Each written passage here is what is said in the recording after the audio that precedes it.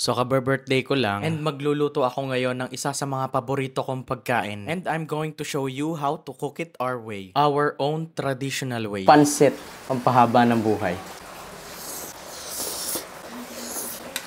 Mag-heat lang muna tayo ng oil sa tulyase, mag-dice lang tayo ng garlic, saute it for like 5 minutes until it becomes fragrant. Next, isunod naman natin dito yung atay ng manok. Pero ihiwalay natin yung heart, mabilis kasi madurog yung atay eh. Sige lang, igisa mo lang. Magdagdag lang tayo ng pork cubes. Meanwhile, naghahalbos lang ako ng baboy at manok. Naghahalbos, meaning pinakuluan lang yung meat pero hindi lutong-luto. Igisa na natin yung mga hinalbos na meat, mag-add lang ng pepper, then mag-dice lang tayo ng sibuyas. Igisa nyo lang yung sibuyas hanggang sa lumambot. Tapos dun pa lang natin ilalagay yung atay ng manok. Nitnitin yung hinalbos na manok. Then idagdag sa tulyase. Then mag-slice na tayo ng carrots. Julian type yung slice. O siya, sige isabay na natin din tong Baguio beans. Yung mga matatanda sa amin may inaalis sa Baguio beans eh. Pero ako deadma lang. So ang style na paghihiwa ko sa Baguio beans ay diagonal. Add na natin yung Baguio beans, carrots, and then yung sayote. Buhos tayo ng toyo, tansyahan lang. Buhos din ng magic sarap at paminta, tansyahan lang. Tapos mag-chop na tayo ng repolyo. Pagdating naman sa repolyo, wala naman standard type ng pag-chop. Basta na-chop mo yan, goods ka na. Oo, goods na yan, maniwala ka sa akin. Tapos ilagay mo na lang lahat sa tulyase. Naglagay din nga pala ako ng sitsaro. Tapos nagtabi muna kami ng gulay for garnish. Tapos naalala nyo yung pinagpakuluan ng manok at baboy? Ito na yon. Adjust na lang kayo sa seasonings. Then maglalagay tayo ng kalamansi. Ito yung magbibigay ng sharpness at brightness sa pansit. Tapos maglalagay lang tayo ng konting patis at tubig. Then mag-a-add lang ng konting oyster sauce. Then yan na, meron ka ng flavorful base ng pansit. Then now it's the time to add bihon noodles and canton noodles. One by one ang paglalagay, slowly but surely. Hayaan mo yung broth na sumipsip dun sa noodles. Patience lang boy. After nyan, meron ka ng pansit. Kain.